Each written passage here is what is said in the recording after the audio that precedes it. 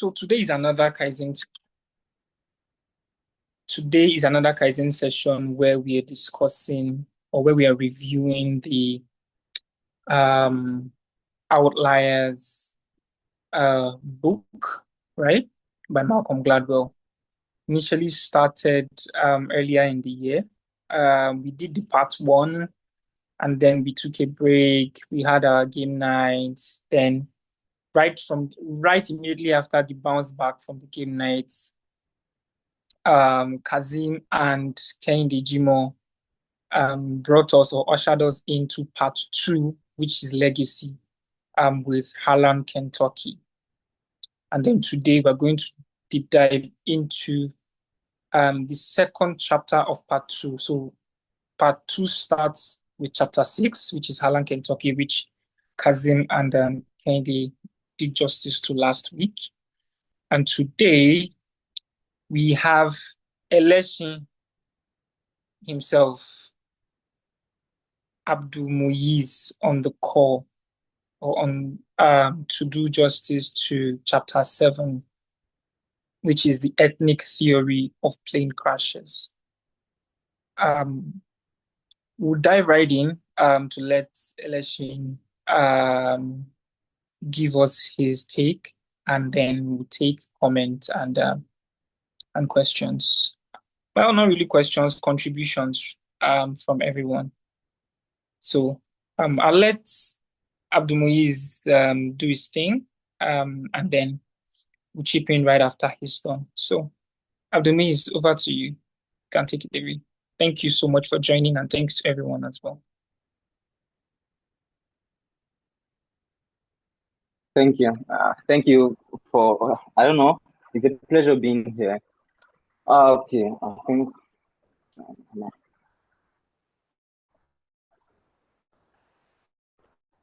So, good evening, guys. Today I'm supposed to review the chapter, the ethnic theory of plane crashes. In this chapter, what Gladwell was trying to tell us how misinterpretation and difference to authority, or let's call it miscommunication, can affect decision making in certain areas, especially high-stake areas like I explained high-stake areas that has to do with obviously where decision making is very important. And in this chapter, he was addressing or he focused on aviation, that is plane crashes or aircraft and the rest like that. So I think he focused on this part because obviously when flying a plane, any small mistake can lead to loss of lives and big disaster. So decision making in this aspect is very important. And he was trying to analyze how miscommunications can affect this decision, or how can affect how decision is being made. So in this chapter, the research was based on Korea, and as at that time in the 1980s to 1990s, Korea, or should I say South Korea, were like topping the charts of the country or the airline with the highest amount of plane crashes. So they were known for plane crash. Anyway, there's plane crash happening, it was most likely their airline and the rest like that. So what caused these plane crashes in Korea at that time? There are a lot of things that were like mentioned in the book. I think at some point they said someone leaked information where they said aircraft officers were used to smoke and were careless along in the process of flying the planes. But in Malcolm's or in this research, we were able to learn that the reason for these plane crashes weren't because the pilots were not properly trained or they were not skilled enough to fly planes. These things happened because of their cultural legacy, their cultural traits. I'm going to address that later. Apparently, okay, let's address that now. Apparently, in Korea, there's this thing in one of Houston's dimension. It was mentioned in this chapter also. In one of Houston's dimension, he mentioned something about PDI. That's like power distance index. What is power distance index? I don't know how to explain it word for word, but power distance index I understood it to be, let's say, in the way a less powerful person interacts with a more powerful person. let's say age-wise, or maybe in social standards and the rest like that. That is how I would talk to someone that is older than me, or how I will interact with someone that is older than me in certain areas. So in Korea, they had a very high power index. That is to say, the way a younger one or someone or a junior would talk to a senior, you would have to lower his tone. Probably he won't be able to talk bold or be direct. So when passing information, especially information that are probably that needs to be that someone needs to be direct and very, very informative or assertive about, they would mitigate their speech. They would bring themselves down and like tone things down. So let's say in a situation where I'm supposed to say, stop, don't do that. I can be like, I think you shouldn't do that. Now, when flying a plane, when flying a plane, you can say that, okay, when there are two officers, when flying a plane, there are usually two pilots flying a plane, right? And the captain and the first officer. The first officer is usually the junior pilot, let's put it like that. The captain is piloting the plane, he's flying the plane, controlling everything.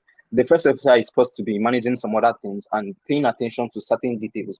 Now, in Korea, when pilots are flying planes, when they are flying planes and the first officer is making a mistake or he's doing something that is not right, the first officer usually they mitigate their speech. They try not to sound bold or rude. Let's call it rude. They try not to sound rude.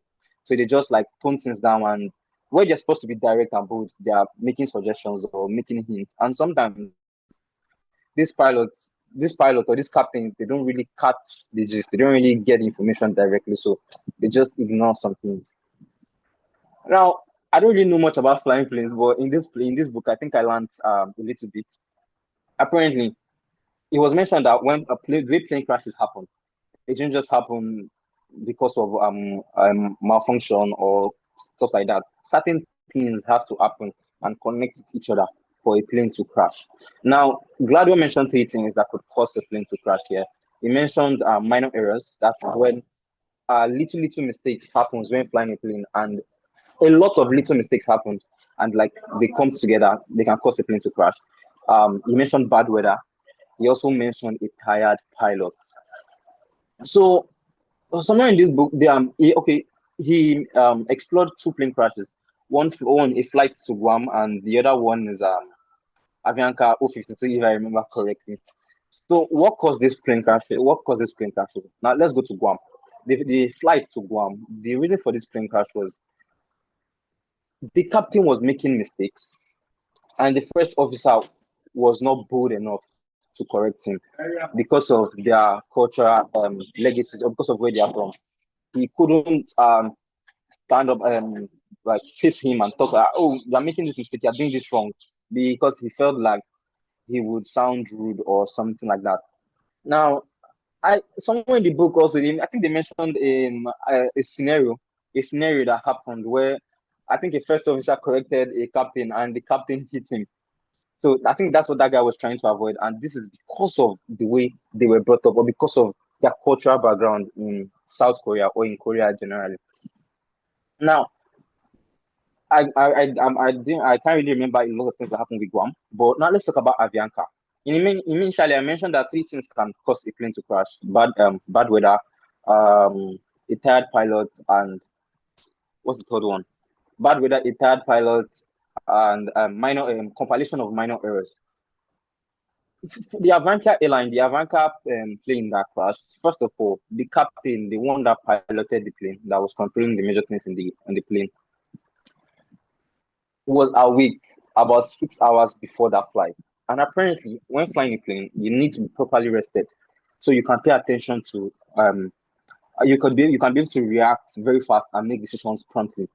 But this guy was awake 12 hours before the plane, and I think that flight was supposed to last about 8 hours. I think 8 to 9 hours. They had an agree with that, but let's say like 15, 14 hours of him being awake. And let's say by the time they're getting to the their destination, this guy must have been awake for 15 hours, which means he would not be able to make decisions promptly and very sharp. He wouldn't be able to make decisions promptly and operate his plane very hard. And apparently, the plane they were flying at that time was a bit old school. So things, it wasn't just like where they were piloting things with like joysticks and all. You had to be very active. You need strength and the rest of that to pilot that plane properly. Secondly, I think he was making some minor errors when he was flying the plane, and the first officer didn't mention it. He was like, because he was trying not to sound rude. He was maintaining his cultural legacy and was toning things down. He was mitigating his speech. Because of this, he wasn't able to tell the pilot that this and this were happening wrongly. And by the time they got to, this is where the problem happened. By the time they got to New York, I think they were flying to New York. By the time they got to New York, they were already running out of fuel. So now the weather was bad, and they were running out of fuel, and the weather was bad, like very bad.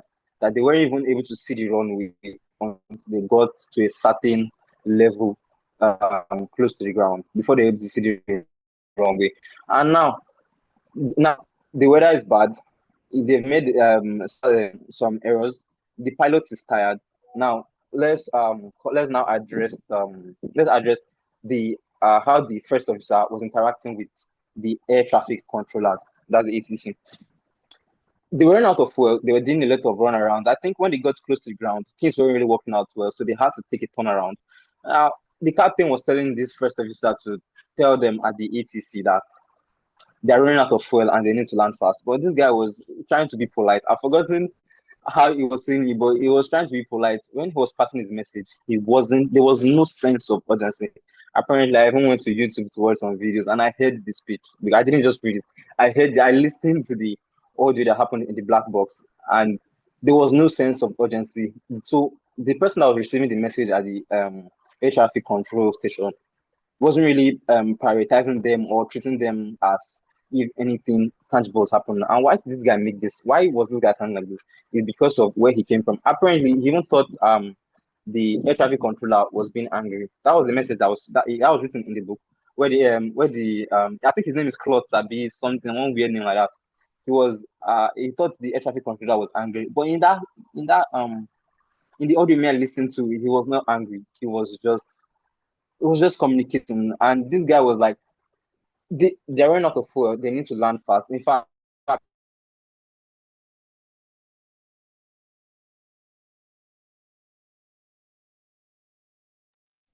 Is it just Please, me? I think he left Abdulmuiz or something. dropped off. Can anyone hear him? No, I can't hear him from my end. I guess he left. Or Okay. did he leave? Yeah, I think network must start dropping off. Yeah, so Abdulmuiz was really giving us the breakdown of everything and how it happened in the cockpit. Well, from what, if I may continue or if I may just add to what he was saying, from where we were or from my standpoint, the co-pilot or the supporting officer was a bit too respectful in a time of urgent situation. In a time that needed some level of um, assertiveness, a different type of personality, a different type of um, activity, right? The supporting officer was still trapped in that his cultural identity of being hello, respectful. okay, Yes, you're hello, can back. you hear me? Yes, yes, we can hear you now. Welcome back. You dropped off for a bit. Hello, Yes, we can hear you, I can hear. Abdulmuiz. Hello, Yes, Abdulmuiz, we can hear you. Hello, we can hear hello. you. Oh my God. I think it's networking. Can you guys hear me? Yes, you're very, very audible. Okay. So while he's sorting the issue, so yeah, um, and all of us, for me, drawing it down to us personally or our cultural reality of today, every one of us we are born with a cultural identity, and we are like existentially, nobody exists outside this culture. It's part of you. You are your culture is you, right? And those culture influence how you go about your daily Hello, life. hello, good evening. Good evening. I'm back. I'm sorry. I don't know why I got locked out. So Okay. this is about Can you hear me now? yeah, I can hear you. I can hear you clearly. Fantastic. Okay, please proceed, man. I don't know. Can you like just let me know where I was cut off? Yes, so you dropped off at the point where you said that you listened to the video, to the audio, and the guy was trying to communicate to the guys in the tower. The supporting officer was trying to communicate with the guys in the tower, All and right. All right, it thank was you. So, like I yeah. was saying, I listened to the audio on YouTube, and apparently there was no sense of urgency in that communication. And he even thought the air traffic controller that was receiving their message was being mad, was being like was angry. But I don't know why. I don't know why. What I listened to, he was not angry, he was not being rude, he was just communicating. Like if it was like, can you guys make a turn in at some point and blah blah blah blah, they said their nonsense. Language that can you make a certain tone, is that okay with you and your fuel? And the guy was like, I think so. Where your fuel is already running, where you're supposed to say that no, we can't, we need to land now, stuff like that. He just like, I think so, we guess so. And it didn't even land up to last up to 1 minute, the plane just went down. Like, I don't know if that guy was tired with life or something, but no matter what, I don't think for me, if I'm from Korea and I my life was on the line, I would not speak up because it didn't just make sense. So this is because of how they were brought up, how they were brought up and stuff like that. So now, well, eventually some I think someone was brought to Korea to help them with their plane crashes and the likes. We're brought up someone was brought to Korea to help them with the plane crashes incident and the rest like that. I think when this guy got to Korea, the first thing he did was introduce English. He made English the primary language for communication, and I think he did this because he wanted to bring down that their tradition. Because obviously, I don't think I don't think there's a way they will communicate in their language and like that they would now scrap their legacy or their background. So he introduced English as the primary means of communication. He turned it into a filter. So if you weren't able to speak English in Korea at that time, you were not qualified to be a pilot. And he let pilots go out to learn how to speak English properly. And after they did this, he helped them communicate on a more what's the word? How will I put it? On the same level. So first officers could communicate with pilots normally without being rude. He could just let himself up, say what is wrong. And I think this reduced the rate of plane crashes in Korea. Now let's just deviate a bit away from plane crashes because of this research was based on plane crashes, but it was not because it wasn't just trying to address plane crashes. It's trying to address how cultural legacies can affect our success or failure rate in the world. So in this part, I'm coming. In this part, he was trying to say that our cultural backgrounds, how organizations, what was the word? Let me see how to put it. How organizations, or should I say companies, need to understand and know how to handle cultural background, because recognizing it can influence how the organization makes decisions, and that would affect how the staffs communicate with each other and make things work. And we're not just talking about plane crashes, we're talking about important areas like bank, like pla- businesses and the rest like that. So I think I know of a company where you don't call you call even your superior by their name. You know, and why this company why these companies take this certain decisions is because they want their junior officers or junior staffs to be able to communicate problems comfortably and without stress or fear of seniority and the likes. They want people to feel like they are on the same level. And I think this, if organizations and society can um take these lessons and implement it in their place of work and the rest of that, mistakes, or should I say accident mistakes, would be less, and it will help it will increase the success rate of different organizations. I think that would be all for now. That's all I think I can put down. I don't know if I did well. That was detailed. That was so detailed and that was clear.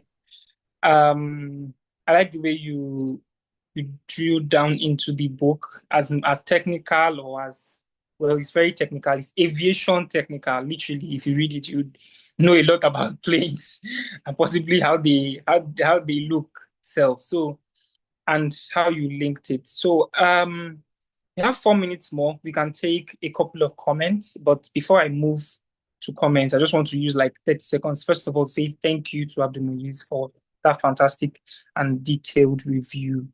And just to add that there's a very good quote I think I learned in school. There's a very good quote that said, the the view of your word is the view of your world. I think it's a linguistic quote by one of these linguistic scholars. I'm not sure if it's Noam Chomsky or one of them. It says that you view your world through your language, right? The limit of words. There are some words that don't exist, there are some concepts that don't exist to you because they don't exist in your language.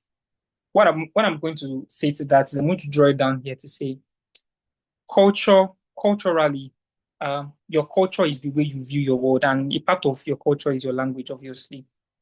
So I know people that are extremely polite because of they were brought up that way in their certain culture. I know people that are extremely assertive. And it's assumed that if you study abroad, if you lived abroad, or children that grow up abroad are a little bit more expressive, more assertive, more opinionated than all of us. And that sort of plays out in a lot of how people are doing very, very crazy things in the world today, notwithstanding whether their morals are at stake or whether anybody's going to see them online or whether their families will read about what they are doing and all of those kind of things. So it influences us a lot and it sort of determines how far, sometimes how well we go in life. And that's what we need to pay attention to. Every aspect of our life that is affected by our cultural nuances, our cultural habits, our cultural practices. Sometimes we don't even know that we are looking at it like that and it's playing out exactly how our culture has said it would be. Some people are just the way their culture says they should be. And of course, your culture also includes religion as well. It also includes your morals, your ethnicity, maybe you're Igbo, Yoruba, Hausa, and all of that, or whether you're Western and all of that. So we should just pay attention to it because it influences us more than we think. And sometimes we can make life-threatening or life-changing decisions from that perspective. So I'll let anybody else go. We have like 2 minutes more to add a thing or two, and then we can call it a wrap. Thank you so much, Abdul for that fantastic review, and thank you to everyone again for joining. So who wants to go?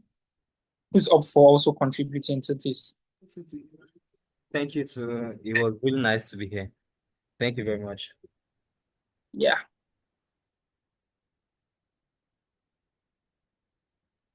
Okay. I don't have any hands up. Okay. So I'd like to add something. I think Something like an assignment. we have Kumi's clapping. No, Moses, go ahead. Okay. Go ahead, please, Moses. Yeah. Okay. Okay, Kumi, you want to go ahead? Please go. All right. So, good evening, everyone. I appreciate the review, and I feel like it was actually talking to me in some aspects. My own might not be in terms of cultural related stuff, but probably cultural to an extent, at times religion, because there are some things that I am supposed to do. Because the way he cited example of, I don't know if it's an example, because I'm sorry, I did not read the book deep down. Yeah, so the way he was talking about when like there were things to attend to but it was bending because of the cultural reason, or because of the ethnicity, or the way it was brought up. So like I just, that was the main thing I picked from the review, and I'm actually going to work on that. Yeah, so thank you so much for the review. It was actually a very nice one. Thank you. Thank you so much, Kumi. That is really appreciated. Um, yeah, so my own assignment to myself on this chapter is I need to understand those areas that my culture is really influencing a lot that I'm not doing so much in. Am I too I don't know, too easily influenced? Um am I less assertive than I should be? Do I, all of those kind of things that you need to notice about yourself that affect the way you take advantage of life and the way you express yourself and the way you go at your goals and all of that. Find a way to identify your cultural nuances and try to like impact on them. Okay, so I can see Kazim's message. Who will be our next reviewer?